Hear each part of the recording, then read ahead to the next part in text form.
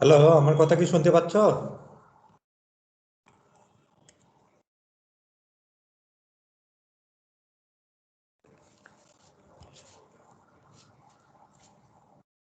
Hello. আসসালামু আলাইকুম sir. আসসালাম। হ্যাঁ, তোমরা তো দুইজন জয়েন করছো দেখা যাচ্ছে, আর বাকি দুইজন তোমরা কি ঢাকায় না ঢাকার বাইরে? স্যার আমি ঢাকায়। আচ্ছা, সুস্মিত হাসান, স্যার আমিও ঢাকায়। ঠিক আছে। এখন তোমরা এখন কোন অবস্থায় আছো? কি তোমরা থিসিস করতেছো নাকি সেকেন্ড সেমিস্টার, না কোন অবস্থায় আছো এমএসসির? স্যার আমি সেকেন্ড সেমিস্টারে আর কি স্যার, থিসিস এখনো শুরু করিনি স্যার। স্যার আমি থার্ড সেমিস্টারে, এই থিসিস শুরু করি নাই এখনো। এই কোর্সটা নেওয়ার উদ্দেশ্য কি তোমাদের? মানে তোমরা ইলেকট্রনিক্স, মানে তোমাদের ইলেকট্রনিক্স বা ডিভাইস ফিজিক্স ওগুলোতে কি ইন্টারেস্ট আছে, নাকি জাস্ট নিতে হবে সেই জন্য? না স্যার, এই ওই মানে এখন পিএইচডির জন্য স্যার অ্যাপ্লাই করছি তো মানে সিমিলার ফিল্ডে অ্যাপ্লাই করছি আর কি, সেমিকন্ডাক্টর ডিভাইস বা অপটো ইলেকট্রনিক্স এই ধরনের আর কি। তো এই কারণেই স্যার নলেজটা আসলে কাজে লাগবে ওদিকে। তাহলে ঠিক আছে। হ্যাঁ, তোমরা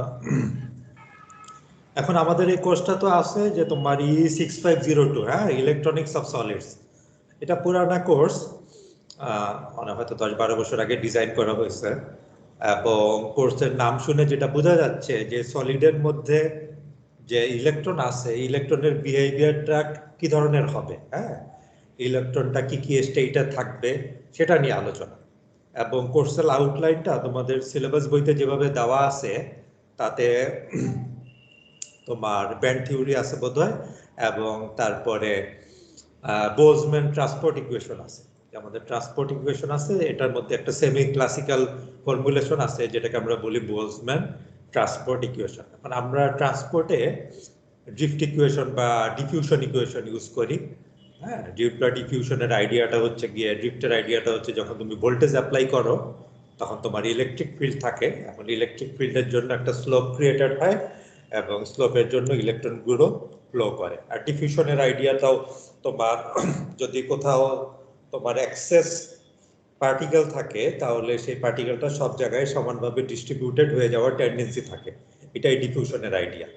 এবং আরো ক্লোজলি দেখলে দেখা যাবে যে আসলে ড্রিফট আর ডিফিউশন একই ফেনোমেনা, কারণ ড্রিফটের মধ্যে ভোল্টেজ মানে কোথাও ইলেকট্রন অ্যাক্সেস আছে, কাজেই আলটিমেটলি ড্রিফট এবং ডিফিউশন একই ফেনোমেনা। এবং সে কারণেই তুমি D by mu is equal to KT by Q ওই ফর্মুলেশনটা তুমি নিয়ে আসতে পারো, যে তোমার ডিফিউশন কনস্ট্যান্ট এবং মোবিলিটি তোমার রিলেটেড।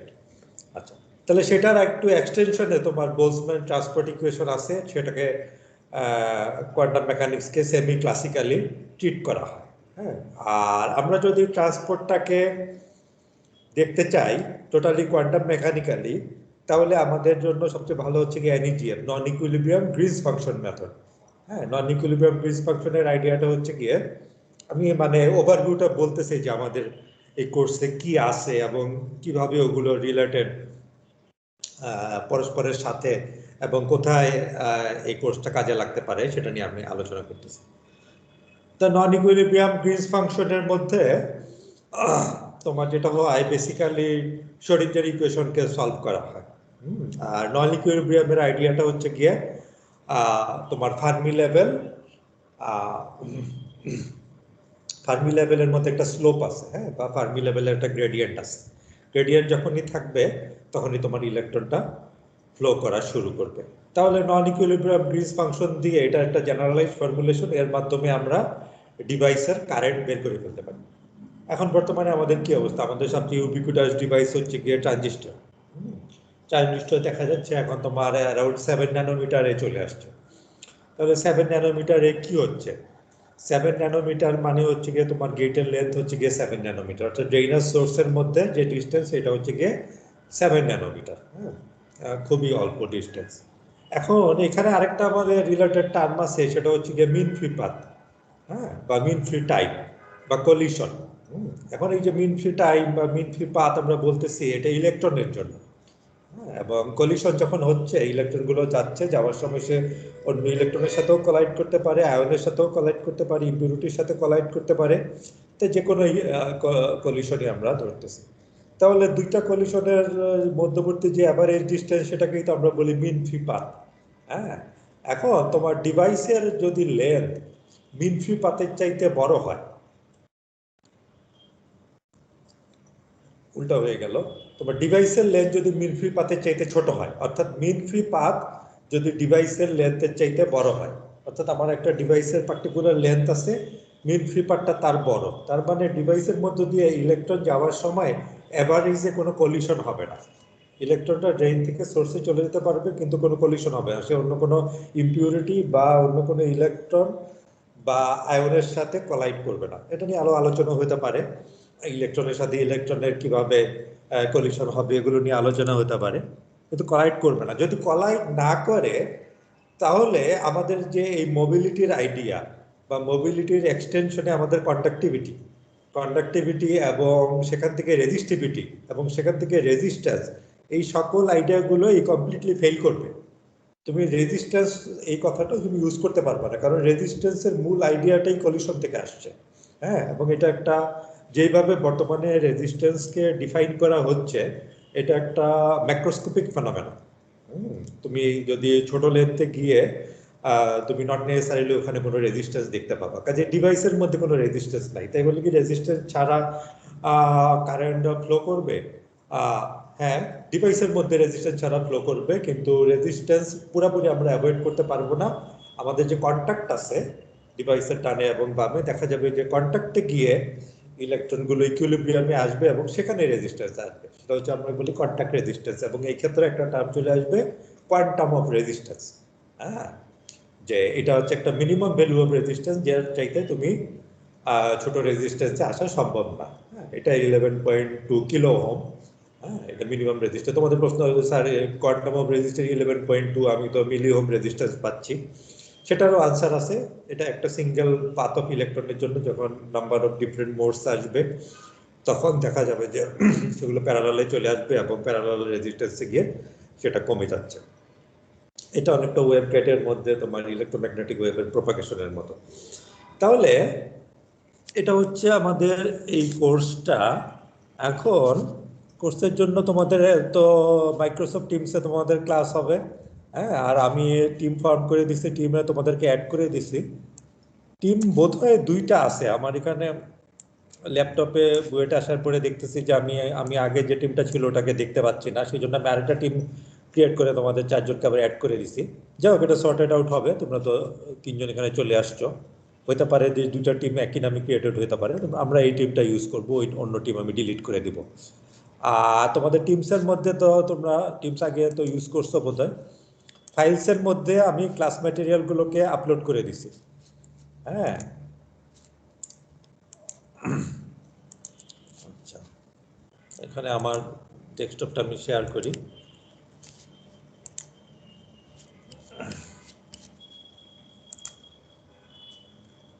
ফাইলসের মধ্যে ক্লাস ম্যাটেরিয়ালসের মধ্যে আমার ক্লাস নোটগুলো আমি আপলোড করে দিছি। এখানে রাফলি বর্তমানে 9টা বা 10টা লেকচার আছে, প্রতিদিন তোমাদের একটা লেকচার করে হবে। হ্যাঁ, আর কোর্সের কন্টেন্টটা আমরা দেখি এবং বই নিয়ে আলোচনা করি এবং তোমাদের গ্রেডিংটা কিভাবে হবে সেটা নিয়ে আমরা আলোচনা করি। হ্যাঁ, এখন কোর্সের নাম তো ইলেকট্রনিক্স অফ সলিউটস, আমাদের সোমবারে 2টার সময় হবে। হ্যাঁ, আচ্ছা, কোর্সের কন্টেন্ট নিয়ে আমরা আলোচনা করব। আমরা বর্তমানে যেভাবে আমার কোর্সটা আছে সেখানে হচ্ছে গিয়ে আমরা ট্রান্সপোর্ট নিয়ে আলোচনা হচ্ছে এবং এখানে আমরা বললাম যে এটা NEGF। হ্যাঁ, আমরা ওইভাবে আলোচনা করব, quantum of resistance, quantum of capacitance, quantum of inductance, এগুলো নিয়ে আলোচনা করব। এবং তোমরা যদি solid state physics, solid state device physics, তারপরে তুমি ইলেকট্রনিক্স, ন্যানো ইলেকট্রনিক ডিভাইসেস, হ্যাঁ, quantum computing, quantum optics, quantum communication, এই জিনিসগুলোতে যদি ইন্টারেস্টেড হও তাহলে এই কোর্সটা তোমার জন্য রিলেভেন্ট। হ্যাঁ, আমরা মূলত তোমার ন্যানো ইলেকট্রনিক্স, হ্যাঁ, কিন্তু তাই বলে এই আইডিয়াগুলো যেহেতু কোয়ান্টাম মেকানিক্স, এখানে টোটালি আমাদের এই কোর্সটা কোয়ান্টাম মেকানিক্স বেসড, কাজেই তুমি কোয়ান্টাম কমিউনিকেশন বা কোয়ান্টাম কম্পিউটারে তোমার আইডিয়াগুলো কাজে লাগবে, ডাইরেক্টলি না হলেও ইনডাইরেক্টলি। হ্যাঁ, আমরা এখানে ক্লোজ সিস্টেমে না, আমরা ওপেন সিস্টেমে আসি, ইলেকট্রনটাকে আমরা ফ্লো করাবো, কিন্তু কোয়ান্টাম কম্পিউটারের মধ্যে ইলেকট্রনগুলো বাউন্ড থাকবে এবং সেটা সুপার পজিশনে থাকবে। এই জিনিসগুলো নিয়ে আমরা আলোচনা করব। তাহলে এখানে আমাদের দুইটা বই আমরা ফলো করব, এটা হচ্ছে quantum transport atom to transistor, Supriyo Dutta, lessons from nano electronics a new perspective, এটাও সুপ্রিয় দত্তের, উনি পার্ডুন প্রফেসর এটা। আর তোমাদের এখানে আগে ছিল তোমাদের অ্যাসাইনমেন্টের উপরে গুরুত্ব থাকবে, 60% অ্যাসাইনমেন্টে থাকবে, হয়তো 6টার মতো অ্যাসাইনমেন্ট থাকবে, আর বাকি 40% তোমাদের ফাইনাল এক্সাম হবে, কাজে অ্যাসাইনমেন্টগুলো সুন্দর করে দিতে হবে। বইগুলো তো এখন আমাদের দেশে তো আমি হয়তো আপলোড করে দিব, যদিও এটা ইয়ে হয় না, ফেয়ার হয় না, আমাদের তো কপিরাইট ভঙ্গ করা হয়। এই 2টা বা 3টা বই, আরেকটা বই আছে, ওইটাও আমি আপলোড করে দিব তোমাদের, তাহলে তোমরা ওখানে দেখে নিও। আর এখানে সিলেবাসটা আছে, হ্যাঁ। এবং যেটা বলতেছি, আমরা এই কোর্সটা ইলেকট্রনিক্স অফ সলিডস এবং ট্রান্সপোর্ট, আমরা এনইজিএফ নিয়ে আলোচনা করব। আচ্ছা, এখন আমি আমার পার্সপেক্টিভটা কিছুটা বললাম, এবার তোমরা কিছুটা কথাবার্তা বলো, তোমাদের এখানে নলেজ কোন অবস্থায় আছে, কিসে তোমাদের ইন্টারেস্ট। কারণ এগুলো এমএসসির ক্লাস তো ইন্টারেক্টিভ না হলে আমি অনেক কিছু বলে যেতে পারি, তোমরা যদি মোটেই ফলো করতে না পারো বা ইন্টারেস্ট না পাও, তাহলে আসলে তো ইউজলেস হয়ে যাবে। বিশেষত যেহেতু মাত্র 4 জন স্টুডেন্ট দেখা যাচ্ছে এবং স্টুডেন্ট যেহেতু কম। তোমাদের সাইডটা বলো,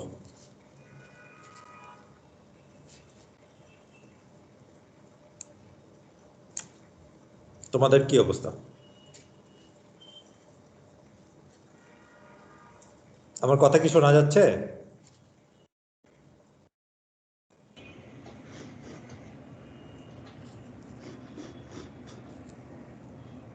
জি স্যার, শুনতে পাচ্ছি। হ্যাঁ, তোমাদের এই যে কোয়ান্টাম মেকানিক্স বা তোমাদের ডিভাইস ফিজিক্সে তোমাদের নলেজ কোন অবস্থায় আছে? স্যার আমার পার্সোনালি কথা বলতে গেলে স্যার ডিভাইস নিয়ে নলেজ আসলে আন্ডারগ্রেডে যেছিলাম ওই পর্যন্তই, এসএসডি এসডিটি এই কোর্সগুলো থেকে, হেটেরো জাংশন এই কোর্সগুলো থেকে মেইনলি যতদূর আইডিয়া পেয়েছিলাম সেই পর্যন্তই। 307, তোমরা সবাই যদি বুয়েটার হও, 307 তো সবাই করছো, ঠিক না? হ্যাঁ জি স্যার। আচ্ছা, তোমরা কি সবাই বুয়েটের? জি স্যার। 307 এর নলেজ গুলো আমাদের কাজে লাগবে। আর তোমরা কি এমনিতে কোয়ান্টাম মেকানিক্স বা এগুলো থেকে ইন্টারেস্টেড?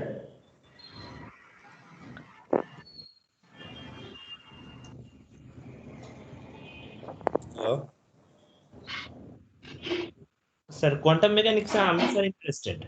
আচ্ছা, মানে এই কোর্সটা কিছুটা ফিজিক্স ওরিয়েন্টেড, হ্যাঁ, এবং তোমার অ্যানালিটিক্যাল, হ্যাঁ, ফর্মুলেশন আছে আমাদের, এটা মানে নিউমেরিক্যাল সিমুলেশন, যে পার্টিকুলার যে আমরা শ্রোডিঞ্জার ইকুয়েশন দেখা যায় যে অ্যানালিটিক্যাল সলিউশন কেবলমাত্র খুব লিমিটেড কেসে অ্যাভেইলেবল, বেশিরভাগ ক্ষেত্রেই তোমাকে নিউমেরিক্যাল মেথড ফলো করতে হবে। কাজে নিউমেরিক্যাল মেথড, ডিভাইস ফিজিক্স এবং ইলেকট্রনের ফ্লো এগুলোর সাথে রিলেটেড। তবে তোমরা যদি পড়াশোনাতে ইন্টারেস্টেড হও, তাহলে কোর্সটা অবশ্যই মজা পাবা তোমরা, এবং আমার মতে বর্তমান ওয়ার্ল্ডের জন্য এক্সট্রিমলি রিলেভেন্ট, যেহেতু আমাদের ডিভাইস সাইজ ছোট হয়ে গেছে এবং কোয়ান্টাম মেকানিক্স ছাড়া তুমি ভার্চুয়ালি কোনো কাজই করতে পারবে না। হ্যাঁ, কাজে এটা এক্সট্রিমলি রিলেটেড। আচ্ছা,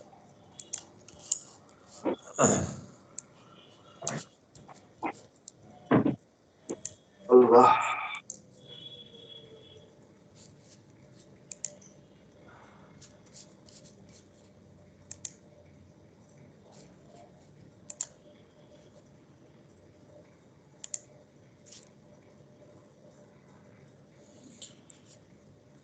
আমার স্ক্রিনটা কি তোমরা দেখতে পাচ্ছ? জি স্যার। হ্যাঁ, আচ্ছা, তাহলে আমরা প্রথম দিন একটু ইন জেনারেল আলোচনা করি 15-20 মিনিট, আগামী দিন থেকে আমরা লেকচার 1 থেকে শুরু করব। হ্যাঁ, তাহলে এটা কোর্সের কন্টেন্টটা কি? কন্টেন্ট আমরা বলতেছি introduction motivation for the course. Already আমি কিছুটা ইন্ট্রোডাকশন তোমাদেরকে দিয়ে দিছি।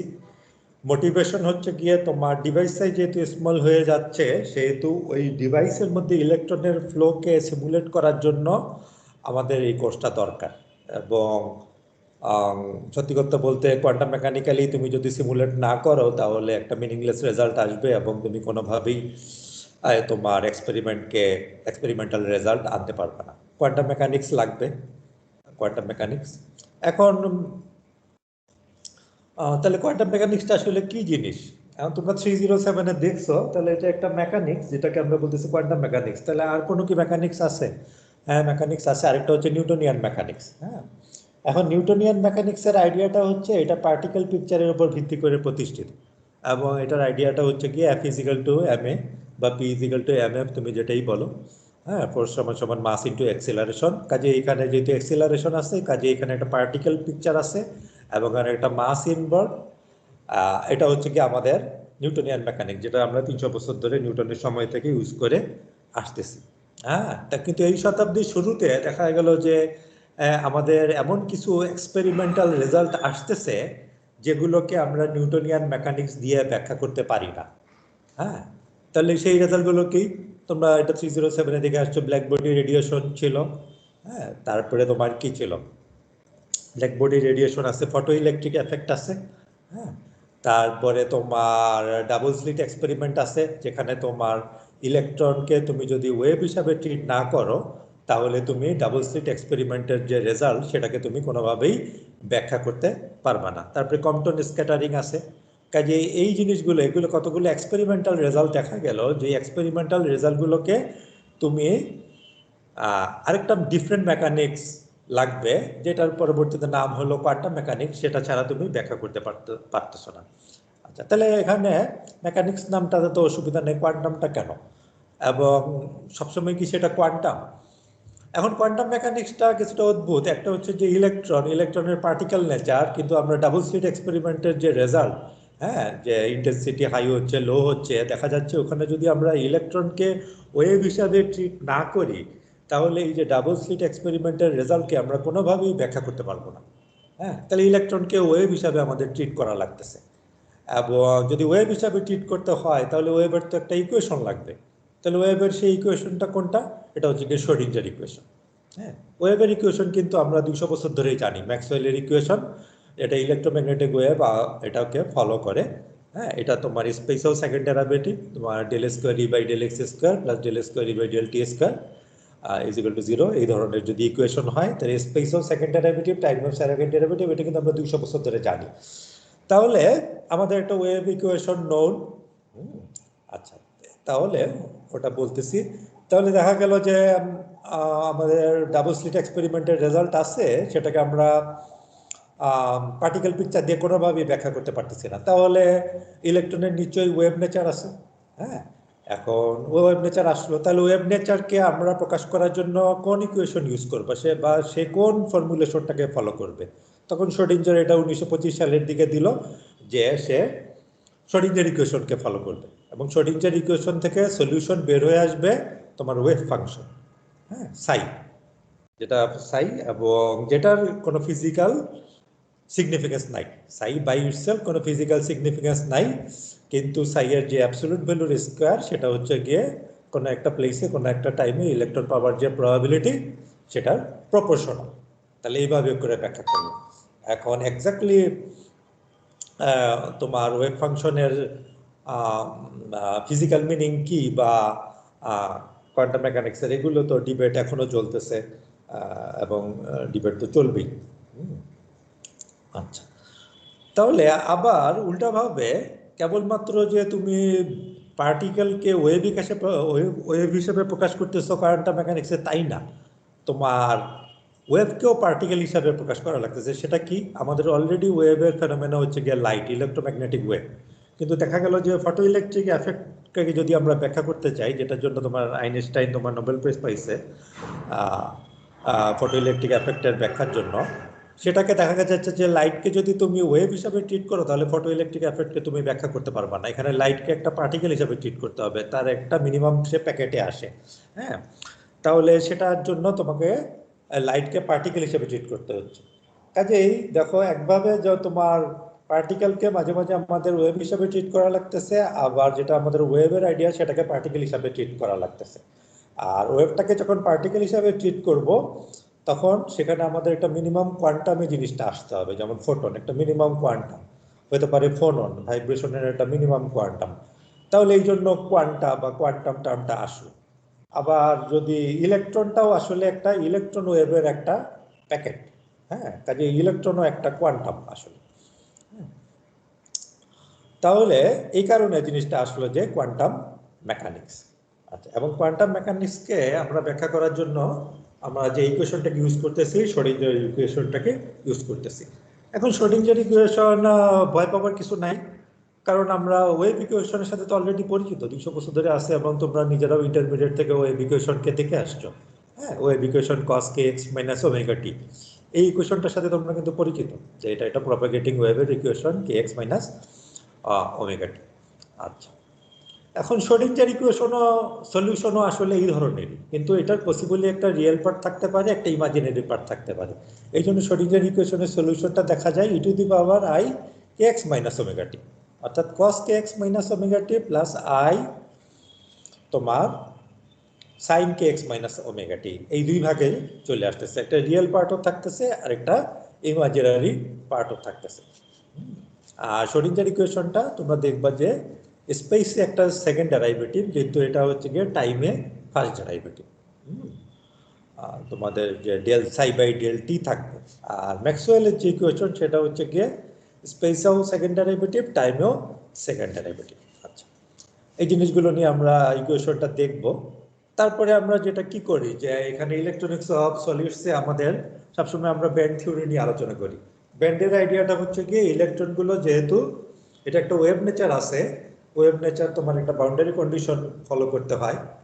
আর তাহলে দেখা যায় যে ওয়েভ যদি থাকে তাহলে যে কোনো ওয়েভই হতে পারে, এটা ইলেকট্রোম্যাগনেটিক ওয়েভ হতে পারে, তুমি সাউন্ড দিয়ে করতে পারো, ওয়াটার দিয়ে করতে পারো, যদি একটা বাউন্ডারি থাকে তোমার দুই দিকে, যদি তোমার একটা স্ট্রিং থাকে, স্ট্রিং এর মধ্যে তুমি যদি একটা নাড়ায় ওয়েভ ক্রিয়েট করো, আর দুই দিকে যদি দুটা লাঠির মধ্যে লাগানো থাকে, যেহেতু দুইটা প্রান্ত ফিক্স সেহেতু ওই দুইটা প্রান্তে কোনো ধরনের ভাইব্রেশন হতে পারে না, কাজে এই বাউন্ডারিতে গিয়ে ওটার অ্যামপ্লিটিউড জিরো হয়ে যেতে হয়। এই কারণে তোমার বাউন্ডারি কন্ডিশনটা চলে আসে।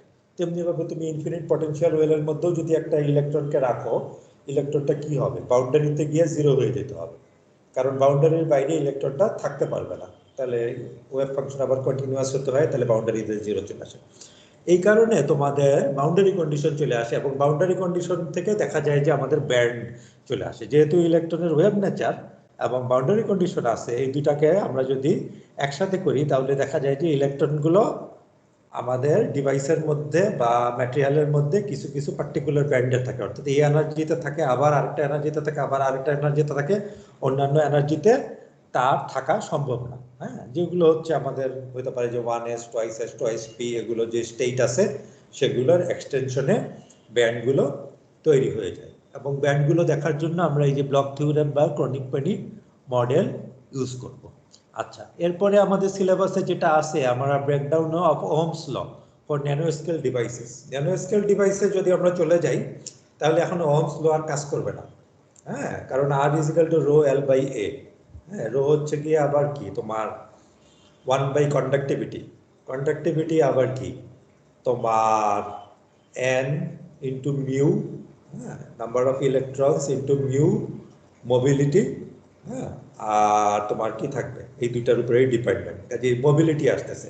মোবিলিটির মধ্যে আবার দেখবা যে তোমার মিন ফ্রি টাইম আছে, যে তোমার দুইটা কলিশনের মধ্যবর্তী টাইম। কিন্তু যদি কলিশনই না হয় তাহলে তো তোমার তুমি মোবিলিটিকে ডিফাইন করবা কিভাবে? মোবিলিটিকে যদি তুমি ডিফাইন করতে না পারো তাহলে তো তুমি কন্ডাক্টিভিটিকেও ডিফাইন করতে পারবা না, তোমার রেজিস্ট্যান্সকেও ডিফাইন করবে, কাজে এটা তোমার ব্রেকডাউন করবে। হ্যাঁ, তাহলে এই ব্রেকডাউন করলে তখন আমরা যেই ধরনের ডিভাইসে এই ধরনের জিনিসকে ব্রেকডাউন করতেছে তাহলে আমরা ওটাকে বলি ব্যালিস্টিক ডিভাইস। এই টার্মটার সাথে তোমরা তো শুনছো, ব্যালিস্টিক টার্মটার সাথে কি তোমরা পরিচিত? ব্যালিস্টিক,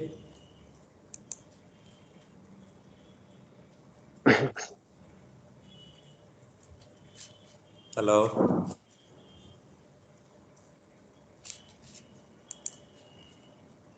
পরিচিত কি তোমরা ব্যালিস্টিক টার্মটার সাথে? না স্যার, পরিচিত না। আচ্ছা, ব্যালিস্টিক মানে হচ্ছে ইলেকট্রনটা ডিভাইসের এক প্রান্ত থেকে অন্য প্রান্তে চলে যাচ্ছে কোনো লস অফ এনার্জি ছাড়া। হ্যাঁ, যেটা বারবার বলতেছি, তোমার ড্রেন থেকে সোর্সে চলে যাচ্ছে, সেখানে কোনো লস অফ এনার্জি হচ্ছে না। হ্যাঁ, তাহলে এটা ব্যালিস্টিক। এবং তারপরে আমাদের কোহারেন্ট ট্রান্সপোর্ট আছে। কোহারেন্ট হচ্ছে কি আরো স্ট্রিনজেন্ট, সে যে খালি এক প্রান্ত থেকে অন্য প্রান্তে যাচ্ছে তা না, প্লাস তার ফেজও বজায় থাকতেছে। তার এক্সটেনশনে আমরা দেখবো যে আমাদের টার্ম আছে quantum of resistance, quantum of capacitance, এগুলো মিনিমাম রেজিস্ট্যান্স এবং ক্যাপাসিট্যান্স। তারপর আমরা চলে আসবো যে আমরা শ্রোডিঞ্জার ইকুয়েশনকে সলভ করতে চাই, তার জন্য আমাদের এটা যেহেতু আমাদের সেকেন্ড অর্ডার ইকুয়েশন, এটা ফাইনাইট ডিফারেন্স মেথডে সলভ করতে হয়। তোমরা অলরেডি নিউমারিক্যাল মেথডে দেখে আসছো, কাজে ওটা আমরা দেখবো যে আমরা শ্রোডিঞ্জার ইকুয়েশনকে নিউমারিক্যালি সলভ করার জন্য কিভাবে ফর্মুলেশন তৈরি করব, এবং আলটিমেটলি এটা ম্যাট্রিক্স চলে আসবে। হ্যাঁ, এবং ম্যাট্রিক্স ইকুয়েশনকে তোমরা জানো যে সামথিং ম্যাট্রিক্স ইনটু একটা column vector is equal two আমাদের আইগেন ভেক্টর ইকুয়েশন চলে আসবে। হ্যাঁ, আইগেন ভেক্টর ইকুয়েশন, তোমার আইগেন ভ্যালু ইকুয়েশন চলে আসবে। তাহলে তোমাদের একটা ম্যাট্রিক্স থেকে কিছু আইগেন ভেক্টর চলে আসবে এবং আইগেন ভ্যালু চলে আসবে। আইগেন ভ্যালুগুলো হবে গিয়ে ইলেকট্রনের স্টেট, আর আইগেন ভেক্টর হবে গিয়ে, আইগেন ভ্যালুগুলো হবে গিয়ে ইলেকট্রন কোন এনার্জিতে থাকতে পারে, আর আইগেন ভেক্টরগুলো হবে গিয়ে ইলেকট্রনের পসিবল স্টেট। আচ্ছা, তারপরে আমরা দেখবো যে আমরা বেসিস ফাংশন ইউজ করব। ইলেকট্রনগুলো 1s 2s 2sp এই বিভিন্ন অরবিটালে থাকতে পারে, এই অরবিটালগুলোকে আমরা বেসিস ফাংশন হিসাবে ইউজ করতে পারি। তারপরে আমাদের টাইট বাইন্ডিং মডেল আছে, আমরা ডিভাইস তার মধ্যে যে আমরা সলভ করব তার জন্য দেখা যাচ্ছে যে আমাদের একটা পার্টিকুলার হ্যামিল্টনিয়ান তৈরি করতে হবে, যেটাকে আমরা বলতেছি আমরা টাইট বাইন্ডিং মডেল দিয়ে বের করব। টাইট বাইন্ডিং মডেল দিয়ে হ্যামিল্টনিয়ান বের করার পরে আমরা ম্যাটল্যাবে খুব দ্রুত ব্যান্ড স্ট্রাকচার ক্যালকুলেট করে ফেলতে পারবো, যেটা তোমাদের বইতে ছিল, হয়তো তোমরা সরাসরি ব্যান্ড স্ট্রাকচারটা দেখে আসছো। দেখা যাবে যে এটা নিউমারিক্যালি আমরা বের করবো, এবং তার জন্য তোমাদের একটা বা দুইটা হোমওয়ার্ক দেওয়া হবে। হ্যাঁ, তারপরে আমাদের বর্তমানে যেটা খুব হট টপিক, সেটা হচ্ছে গিয়ে 2D ম্যাটেরিয়াল। হ্যাঁ, এটা তো তোমার গ্রাফিন তো আছেই, গ্রাফিন অলরেডি কিছুটা পুরানা হয়ে যাচ্ছে। 2D ম্যাটেরিয়াল, যেটার জন্য তোমার 2010-এ তোমার নোবেল প্রাইজ পাইলো। হ্যাঁ, তাহলে গ্রাফিন নিয়ে আমরা আলোচনা করব। এবং গ্রাফিন যেহেতু 2D ম্যাটেরিয়াল, একটা শিট অফ অ্যাটমস, হ্যাঁ, একটা মাত্র শিট, এটার লেন্থ আছে আর উইডথ আছে, কিন্তু কোনো ডেপথ নাই, কেবলমাত্র একটা লেয়ার অফ ম্যাটেরিয়াল। তাহলে এটার মধ্যে আমাদের এই পার্টিকুলার মেথডগুলো অ্যাপ্লাই করা সুবিধা হবে। হ্যাঁ, তারপরে আমরা গ্রাফিনের ব্যান্ড স্ট্রাকচার ড্র করব। আর গ্রাফিন আবার বাল্ক গ্রাফিন থাকতে পারে, দুই দিকে সে ইনফিনিট পর্যন্ত চলে গেছে। আর যেটা হবে যেহেতু ডিভাইসের মধ্যে আমরা বলি ন্যানো রিবন, অর্থাৎ লেন্থ বরাবর সে ইনফিনিটে চলে গেছে, কিন্তু উইডথ বরাবর তার একটা পার্টিকুলার উইডথ আছে। তাহলে এই ন্যানো রিবন এবং সেটার ব্যান্ড স্ট্রাকচারটা কী ধরনের হবে সেটা আমরা দেখব। তারপরে এই যে ন্যানো রিবন আছে, ন্যানো রিবনের মধ্যে যে কারেন্ট যাচ্ছে, এই পার্টিকুলার ফর্মুলেশনে আমরা কারেন্টটা কিভাবে বের করব সেটা আমরা দেখব, যেটা নন ইকুইলিব্রিয়াম গ্রিন্স ফাংশন। এখানে আমরা অলরেডি যেভাবে কারেন্টটা বের করে আসছি, তোমার ড্রিফট ডিফিউশন ইকুয়েশন, যে NQV তোমার ইলেকট্রনের density, charge of N electron, আর ভি হচ্ছে ভেলোসিটি। NQV হচ্ছে গিয়ে তোমার ড্রিফট কারেন্টের ফর্মুলেশন। তাহলে এখানে এটা সরাসরি অ্যাপ্লাই করা যাবে না, ওটা আমরা দেখব যে আমাদের এই NEGF বা এই ন্যানো ইলেকট্রনিক ন্যানো স্কেল ডিভাইসের জন্য আমাদের কারেন্টটাকে কিভাবে বের করতে হয়। আচ্ছা, তারপরে লিডকে কিভাবে টেক কেয়ার করতে হয় সেটা দেখব। আর এই NEGF মেথডের যেটা বিউটি সেটা হচ্ছে গিয়ে এখানে যে কোনো ইন্টারেকশনকেই ইনক্লুড করা যায়। আমরা যদি ডিভাইসের মধ্যে লাইট হয়, তুমি যদি অপটো ইলেকট্রনিক্সে যাইতে চাও, তাহলে তুমি লাইটকে কিভাবে হ্যান্ডেল করবা, ইলেকট্রনের সাথে ইন্টারেকশনটি কিভাবে হবে, ইলেকট্রনের সাথে ফোননের ইন্টারেকশন কিভাবে হবে, ভাইব্রেশন যেটা আইডিয়াটা, একটা ইলেকট্রনের সাথে অন্য ইলেকট্রনের ইন্টারেকশন কিভাবে হবে, এগুলো সবই হ্যান্ডেল করা যায়। এবং যেটা বললাম গ্রাফিন থেকে আমাদের 2D ম্যাটেরিয়াল এখন চলে আসছে তোমার TMD, তোমার ট্রানজিশন মেটাল ক্যালকোজেনাইট, যেমন মলিবডেনাম ডাইসালফাইড। হ্যাঁ, গ্রাফিনের অ্যাডভান্টেজ আছে, কিন্তু গ্রাফিনের ক্ষেত্রে দেখা যাচ্ছে যে ব্যান্ড গ্যাপটা পাওয়া যাচ্ছে না। হ্যাঁ, ব্যান্ড গ্যাপ ছাড়া আমরা আবার মসফেট তৈরি করতে পারি না, কারণ মসফেটে তোমার অন অফ করতে হবে, অন অফ করতে হলে তোমার ব্যান্ড গ্যাপ লাগবে। এই জন্য গ্রাফিনের লিমিটেশন আছে। যদিও তোমার তুমি ন্যানো রিবন দিয়ে ব্যান্ড গ্যাপ তৈরি করতে পারো, হ্যাঁ, তারপরে তুমি অন অফ করতে পারো, ওই জিনিসগুলো আমরা দেখব, এবং তারপরে আস্তে আস্তে আমরা কোর্সটা শেষ করব। এরপরে যদি তোমাদের কারো অন্য কোনো টপিকে ইন্টারেস্ট থাকে, কোয়ান্টাম কম্পিউটার বা স্পিন, হ্যাঁ, ওগুলো নিয়ে আমরা আলোচনা করতে পারি, যেগুলো যেহেতু এটা তোমার এই সকল জিনিসের সাথে ক্লোজলি রিলেটেড। আর আমি আজকে ওভারভিউ দিলাম, কিন্তু ওভারভিউর মধ্যে কিন্তু আমি অনেক কথাবার্তা বলে ফেলছি, এবং আধা ঘন্টার মধ্যে আমি যে কথাগুলো বলছি 3 থেকে 4 মাস পরে যদি আমি আজকে যে কথাগুলো বললাম এটাও যদি তুমি হার্ট থেকে বুঝতে পারো, আমার মতে this is a good achievement. হ্যাঁ, কারণ এই জিনিসগুলো আমি তো 10-12 বছর ধরে দেখতেছি, আমার ধীরে ধীরে নলেজগুলো দাঁড়াইছে। কাজেই আমি আজকে যে আধা ঘন্টা কথাগুলো বললাম এই জিনিসটাও তুমি যদি 4 মাস পরে হার্ট থেকে বুঝতে পারো তাহলে গুড অ্যাচিভমেন্ট আমি বলবো। আর আমরা ফর্মুলেশনটা দেখব। আর আর এই তো আমার এখানে ক্লাস নোটটা তো আমি রেকর্ড করে রাখছি, এবং তোমাদের টিমসের মধ্যে এখানে যে স্ট্রিম আছে স্ট্রিমের ভিতরে আমি এটা আপলোড করে দিব। কাজেই তুমি আবার এটা যতবার ইচ্ছা চালাই দেখতে পারো আমার কথা, যদি তোমার বুঝতে অসুবিধা হয়। এবং পরের সবগুলো ক্লাস নোটই ওখানে থাকবে, কাজেই তুমি ওগুলোকে আশা করি ফলো করতে পারবা। আর এই কোর্সটা যেটা বলতেছি বুঝার ব্যাপার, হ্যাঁ, আর আমি যেহেতু মোটামুটি জিনিসগুলো বুঝি, কাজে আশা করি তোমাদেরকে বুঝাইতে পারবো। আর এরপরে তো তোমার ম্যাথমেটিক্স থাকবেই, হ্যাঁ, ম্যাথমেটিক্সটা আবার বুঝারটাকে স্ট্রেনথেন করবে। আবার তুমি যদি বুঝতে পারো তাহলে ম্যাথমেটিক্সটাকে ভালো হ্যান্ডেল করতে পারবা। তাহলে আজকে এই পর্যন্তই। আমাদের আগামী দিন আবার 2টার সময় ক্লাস হবে, রাফলি আমাদের 1.5 ঘন্টার মতো ক্লাস হবে, 2টা থেকে 3:30 পর্যন্ত, এরকম 10-12টা ক্লাস হবে। তারপরে আমাদের সিলেবাস শেষ হয়ে যাবে। আর যেটা বললাম 5টা থেকে 6টা অ্যাসাইনমেন্ট থাকবে, অ্যাসাইনমেন্টগুলো তোমাদের ঠিকভাবে দিতে হবে, ম্যাটল্যাবে অ্যাসাইনমেন্ট করতে হবে। আর আমি 2টা বইও আপলোড করে দিব। কিছু পড়াশোনা করতে হবে, মানে আমার ক্লাসে প্রেজেন্ট থাকতে হবে, এবং ক্লাসের জিনিসগুলো বাসায় গিয়ে অন্তত 2-3 ঘন্টা প্রতিটা ক্লাসের আগে দেখে আসতে হবে। হ্যাঁ, তারপরে তো তুমি করতে পারো। আর এখানে তো মুখস্থের কিছু নাই, তুমি অ্যাসাইনমেন্ট তো তুমি বই দেখেই করতে পারো, আর ফাইনাল এক্সামও তোমার ওপেন বুক হবে। কাজে এখানে মুখস্থের কোনো স্কোপই নাই, দরকারও নাই। জাস্ট জিনিসটা বুঝা এবং ম্যাথমেটিক্সটা কীভাবে হ্যান্ডেল করতে হয় এবং ফর্মুলেশনটা কীভাবে তৈরি করতে হয়, এবং যেটা বললাম আমরা নিউমারিক্যালি সলভ করব। হ্যাঁ, কাজে ম্যাট্রিক্স থেকে তোমার eigenvalue, eigenvector, linear অ্যালজেব্রার আইডিয়াগুলো, হারমিশিয়ান, তারপরে ট্রান্সপোজ, ওগুলো সবগুলোই আমাদের কাজে লাগবে। এবং তোমরা দেখতে পাবো যেখানে খুব সুন্দর একটা ফর্মুলেশন আছে। হ্যাঁ, আমার মতে ভেরি ইন্টারেস্টিং, তোমাদের যারা লিনিয়ার অ্যালজেব্রাতে মজা পাবে। এই তো, তাহলে আজকে এই পর্যন্তই। তোমাদের আর কারো কোনো কোশ্চেন আছে?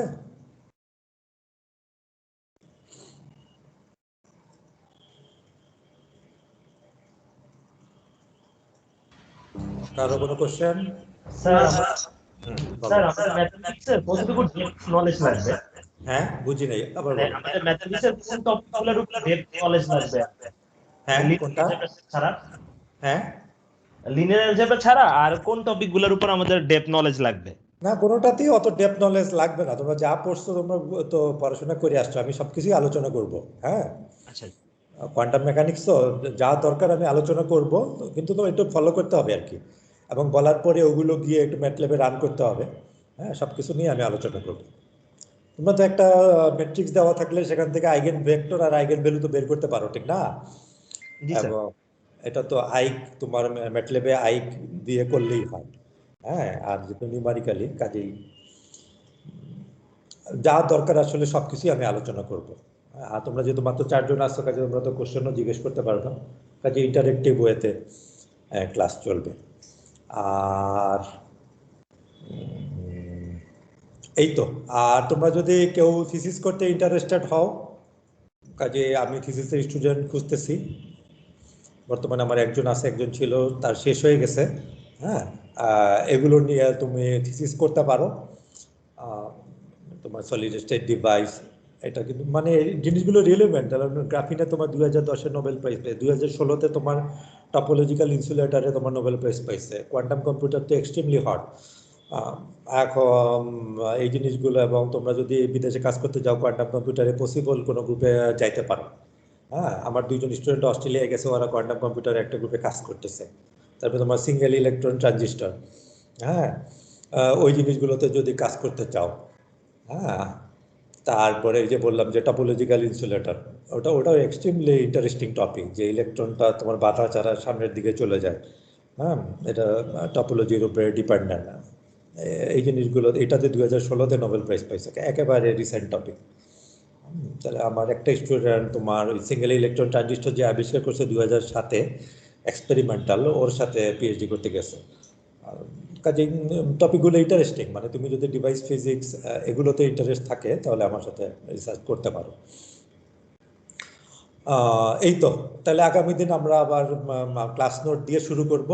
হ্যাঁ, আর আমি ক্লাস নোটগুলো অলরেডি সব আপলোড করে দিয়েছি, ওখান থেকেও তোমরা দেখতে পারো যে কি কি জিনিস ইনভলভ আছে। ওকে, তাহলে আজকে এই পর্যন্তই। হ্যাঁ, thank you sir. Thank you sir.